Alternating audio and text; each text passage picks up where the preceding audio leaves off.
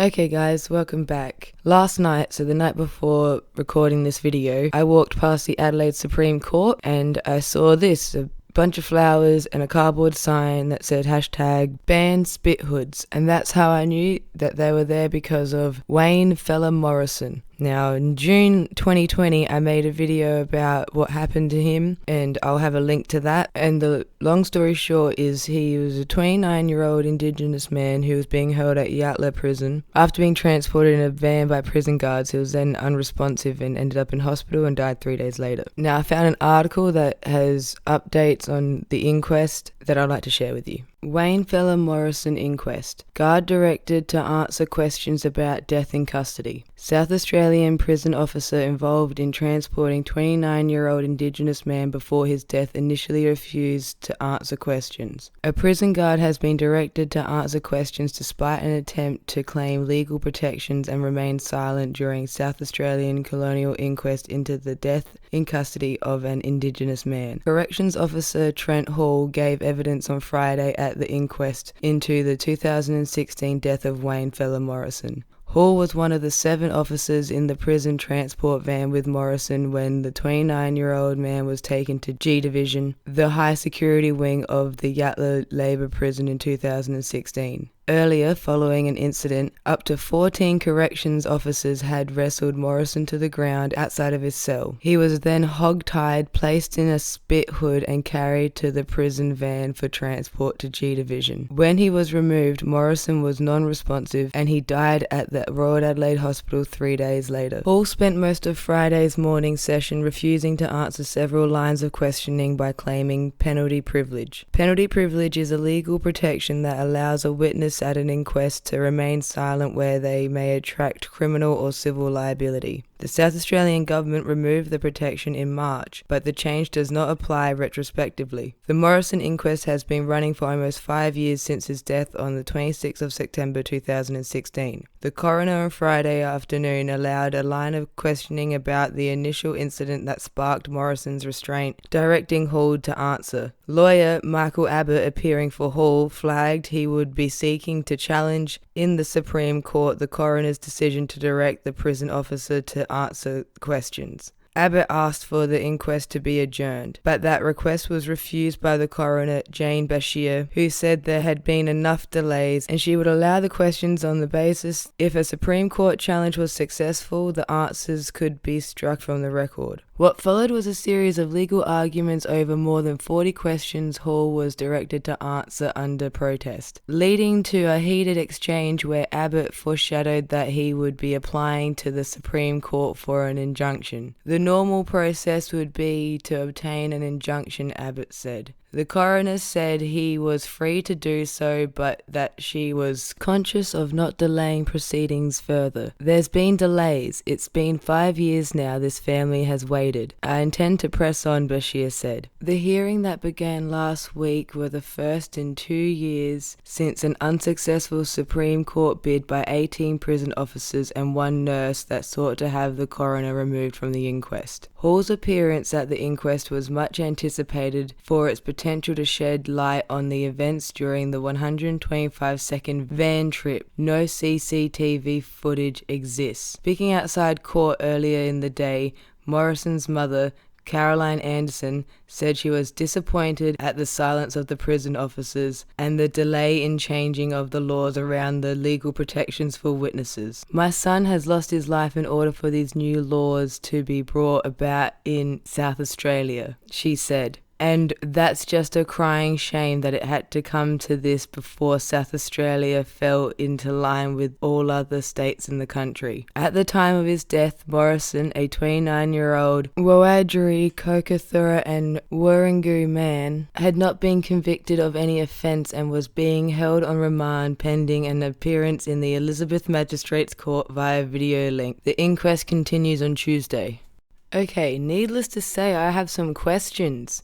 Yes, and I'll be making comparisons to other cases, other South Australian cases, with the first one being how Wayne was not convicted of an offence yet, but he was in Yatala waiting for his court date. Now, I don't know what Wayne did to end up in Yatala in the first place, mainly because it's irrelevant to the fact that prison guards were involved in his death. So I don't know what they were going to charge him with. And don't get me wrong, if people are going to do dangerous things and violent things and put other people in danger, best put them somewhere where they can't hurt anyone. Makes sense. And with all that said, I have a pretty good gut feeling, like I know it in my bones, that Wayne probably wasn't found with homemade explosives and terrorist material. He wasn't hanging out with Nazis. I have a feeling that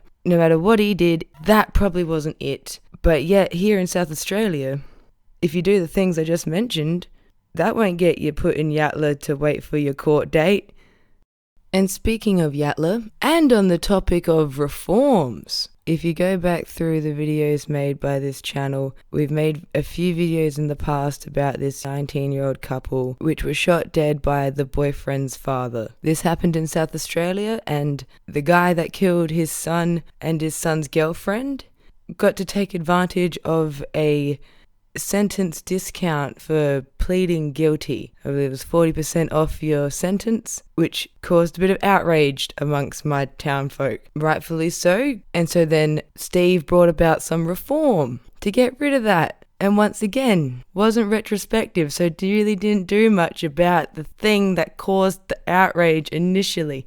And what really got me about all that was looking into the reasoning behind my state having that discount for pleading guilty, and they try to say something about freeing up room in prisons, which I just took as a massive shock considering I've seen all the construction and all the upgrades and all the money we're pumping into Yatala. Oh my god, so does this mean with all the money that we've pumped into the prisons that now the transport vans have working cameras? Because, let's go back to the part of the article where it says, no CCTV footage exists. Now, I am really taken back by that one short sentence that could easily be overlooked in this article, but that probably was one of the things that screamed at me the most, because the other side of the sign that I made, the other side of this sign said this.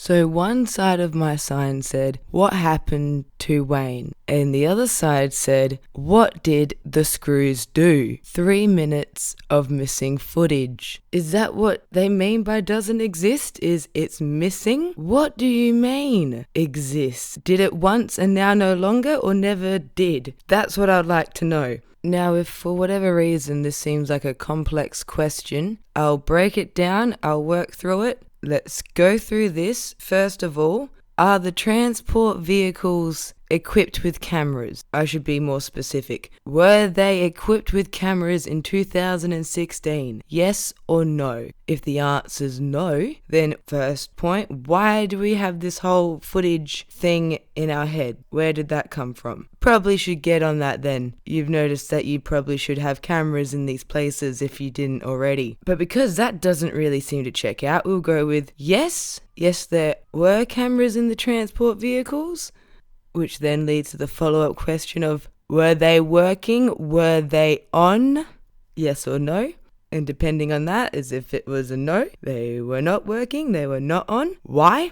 Who is responsible for that? Can we please speak to them? And if the answer was yes, it was on, it was working, then that leads us to the golden question of, where is the footage then? What happened to the footage? See, very simple question. And like I said, if you're going to pump that much money into the prisons, maybe put it in places where it's needed. And my final few thoughts before I wrap this up with a TikTok. The whole penalty privilege thing, especially with the screws using it. All I'm hearing is, tell me you're guilty of something without actually telling me you're guilty of something. Oh, and it's very, very suspicious that it got heated after being asked what actually happened to start this all. Like, why did the guards need to go wrestle him to the ground? What did he do? The fact that that's a question that's being refused to be answered out of fear of incriminating yourself. Yeah. And the final note, managed to do the reform about the penalty privilege. But there's headlines from 2019 about banning spit hoods, and we're still talking about it in 2021, Steve. Alright guys, I walked past the Adelaide Supreme Courts and I saw this, took a photo. It says ban spit hoods. Now you see, the last Black Lives Matter protest that I went to in Adelaide, my sign said, "What happened to Wayne's fella Morrison?"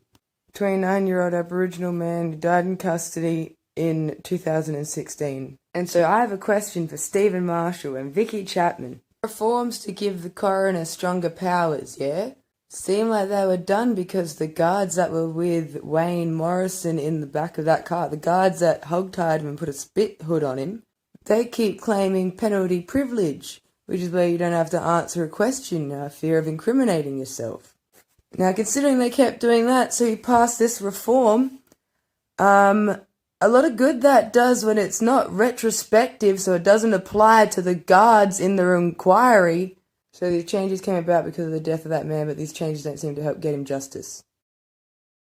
And now to Steve and my representative, Vince. I just gotta say, you're making South Australia look ridiculous. You know how many people drive down Grand Junction Road every day. You know how many people have seen your upgrades, that construction work happening there. So what's the big idea of upgrading the prison and letting people out 40% sooner for pleading guilty for shooting their children? Not putting people behind bars if they are found with explosives, because you gotta free up space or whatever. Who's even gonna be in these prisons if we have people being killed by prison guards getting to stay silent on that? No good look, mate. Nah, that's not the one. And not to mention that guy that got out of the remand centre in the city by climbing out of the fucking window. So the final thing I want to say to Steve and Vince, my state representative and the premier of my state, if you don't agree to ban spit hoods, my challenge to you is to wear one. And tell us that they do seem like an appropriate thing to put on a human being. If you don't want to ban them, please tell South Australia why while wearing one.